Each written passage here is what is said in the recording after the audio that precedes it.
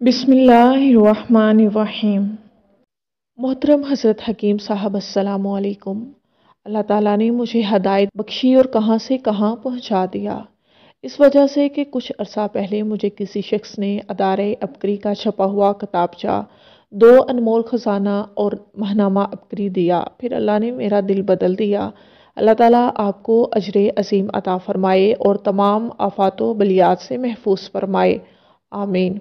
मेरी ज़िंदगी कैसे बदली, कायरीन अबकरी के लिए मेरी ज़िंदगी की कहानी मेरी ज़ुबानी सुनिए। जब मैं बहुत छोटी थी तो इस वक्त मैं लाहौर या दूसरे शहरों में लोगों के घरों में काम काज करती थी। काम करते हुए कोई बर्तन जैसे शीशे का गिलास या कप वगैरह अगर कभी टूट जाता तो बहुत सख्त जर्निश की जाती और साथ साथ मार भी पड़ती थी। मुझे याद है कि एक दफ़ा मैं बर्तन धो रही थी कि मुझसे एक शीशे का गिलास टूट गया।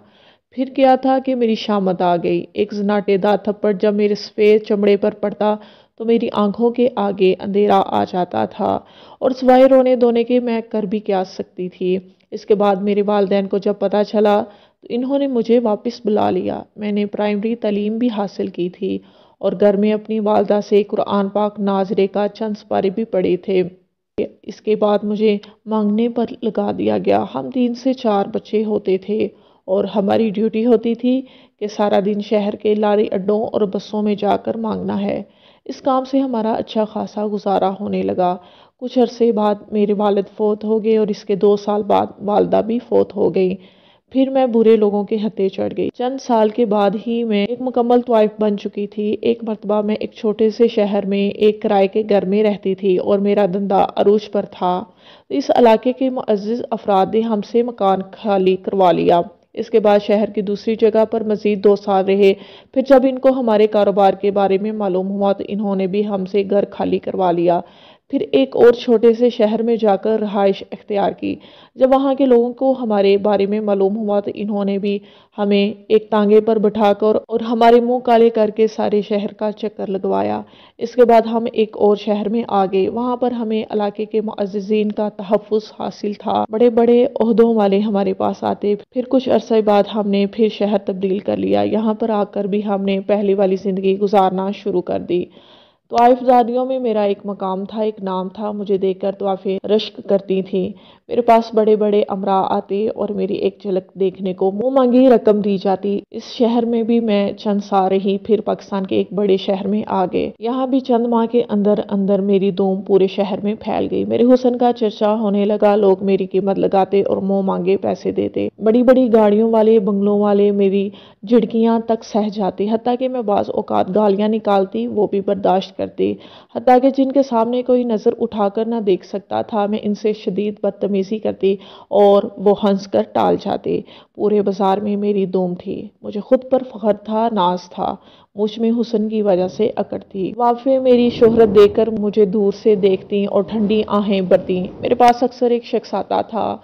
वो आता, मुझसे 4 बातें करता और चला जाता। एक दिन आया तो अपनी फ़ाइल जानबूझकर भूल गया। मैं अपने बिस्तर पर लेटी बेफिक्री से इसकी फ़ाइल टटोल रही थी तो इसमें से एक मैगज़ीन मेरे बिस्तर पर गिरा। जब मैंने पकड़कर टाइटल देखा तो इस पर महनामा अबकरी लाहौर लिखा हुआ था और इस रिसाले को खोला तो इसमें से एक छोटा सा किताबचा दो अनमोल ख़जाना मिला। खैर मैंने अबकरी मैगज़ीन को पढ़ना शुरू किया। बस पढ़ती गई और ज़मीन में धंसती चली गई।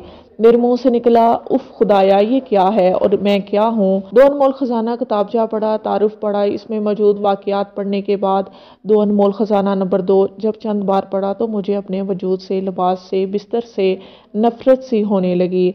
मैंने अपनी खादमा को बुलाया, ने कपड़ों का बंदोबस्त करवाया, गुस्ल किया और एक कोने में बैठकर सारा मैगज़ीन पढ़ा। दो अनमोल खजाने किताबचा बार बार पढ़ा। खादम बेचकर मार्केट से गुज़श्ता शुमारे मंगवाए। पढ़ती गई और दिल बदलता गया। मैंने चंद दिन बाद अपनी खादमाएँ और खादमीन बुलाई और सबको कहा कि हम इस काम से तौबा कर रहे हैं, हम ये कोठा छोड़ रहे हैं, आप किसी और को यहाँ लाकर बैठा लें। सब ने मुझे बहुत रोका, बहुत मुझ पर हंसे। बास ने कहा, रोटी को तरसोगे, इतनी इज्जत शोहरत को लात मारकर जा रही हो। मगर मैं न मानी और सब कुछ छोड़कर اسی شہر میں ایک چھوٹے سے قصبے میں کرائے کا مکان لے کر رہنے لگے۔ چند دن بعد میرا ایک پرانا ملنے والا پوچھتا میرے گھر آ گیا اور آ کر کہا کہ مجھے جب تمہاری توبہ کا پتہ چلا تو بہت خوشی ہوئی۔ میری بیوی مجھے چھوڑ کر جا چکی ہے، تم مجھ سے نکاح کر لو اور پاک صاف زندگی کا آغاز کرتے ہیں۔ میں اس کی بات سن کر بہت خوش ہوئی کہ اللہ نے مخلص بھیج دیا، کیونکہ انمول خزانہ اور عبقری رسالہ پڑھنے کے بعد میری ایک ہی خواہش تھی کہ اے کاش جیسے دوسرے لوگوں کا گھر ہوتا ہے میرا بھی گھر ہو۔ میں نے بخوشی ہاں کر دی۔ چند دن بعد ہی ہمارا نکاح ہو گیا۔ کچھ عرصہ تو میرے ساتھ بہت اچھے طریقے سے رہا۔ ایک دن اس نے کہا کہ ہم عمرہ کرنے جا رہے ہیں۔ میں خوشی سے پھولی نہ سمائی، بار بار سجدے میں گرتی کہ یا اللہ تیرا شکر ہے، تو نے میری توبہ قبول فرمائی اور مجھے اپنے اور اپنے حبیب صلی اللہ علیہ وآلہ وسلم کے در پر بلا لیا۔ جب ہم سعودیہ پہنچے تو میرے شوہر نے مجھے ایک سعودی شخص کے ہاتھوں بہت باری قیمت پر فروخت کر دیا۔ مجھ پر غموں کے پہاڑ ٹوٹ پڑے۔ اس شخص نے طلاق میرے ہاتھ پر رکھی اور ایئرپورٹ روانہ ہو گیا۔ میں مرتی کیا نہ کرتی۔ وہ شخص مجھے سعودی عرب کے شہر ریاض لے گیا اور ایک علیحدہ فلیٹ میں رکھا۔ رو رو کر اللہ سے مانگتی کہ یا اللہ مجھے اس گندگی سے نکال لے، تجھے اس پاک دھرتی کا واسطہ جہاں تو مجھے لے کر آیا، اب یہاں کی برکت سے مجھے گندگی سے نکال لے۔ وہ سعودی شخص تھا، میرے پاس بیٹھتا، ٹوٹے پھوٹے الفاظ اور اشاروں میں میرے ساتھ بات کرتا، مگر میرے قریب آنے کی کوشش تک نہ کرتا۔ میں حیران تھی کہ اس نے مجھے ہاتھ تک نہ لگایا۔ ٹھیک 4 ماہ کے بعد اس نے مجھ سے نکاح کر لیا اور فلیٹ سے نکال کر علیحدہ مکان لے کر دیا۔ پھر مجھے پتا چلا کہ اس کی مجھ سے پہلے بھی 2 بیویاں ہیں اور تیسری میں ہوں۔ وہ معاشی طور پر ٹھیک ٹھاک تھا، اس کے اپنے کارخانے اور کاروبار تھے، اس کی بیٹیاں اور بیٹے بھی تھے۔ مجھے اپنے سارے خاندان سے ملوایا۔ چند ماہ کے بعد ہی میں ان کے خاندان میں رچ بس گئی۔ اس کے بیٹے اور بیٹیاں میری بہت زیادہ عزت کرتے ہیں۔ میرا شوہر بہت خیال رکھنے والا ہے، ہر سال مجھے عمرہ اور حج کرواتا ہے۔ میں سعودیہ میں بھی بذریعہ انٹرنیٹ درس اور عبقری رسالہ پڑھتی ہوں۔ میرے پاس آج عزت، بے پناہ دولت ہے، کسی چیز کی کوئی کمی نہیں۔ زبان پر انمول خزانہ نمبر 2 جاری رہتا ہے، وہ شمارہ عبقری اور انمول خزانہ کتابچہ آج بھی میرے پاس محفوظ ہے۔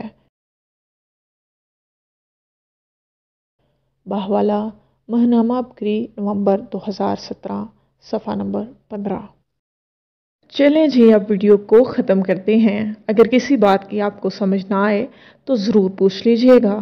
شیخ الوظائف کی کون سی کتاب سے یہ ویڈیو لی گئی ہے، آپ مجھ سے یہ بھی پوچھ سکتے ہیں۔ میں اپنی ویڈیو کو اور زیادہ بہتر کیسے بناؤں، آپ مجھے مشورہ بھی دے سکتے ہیں۔ ایسی مزید ویڈیوز دیکھنے کے لیے اس چینل کو سبسکرائب کر کے ضرور جائیے گا۔ ملتے ہیں اگلی ویڈیو میں، تب تک کے لیے اللہ حافظ۔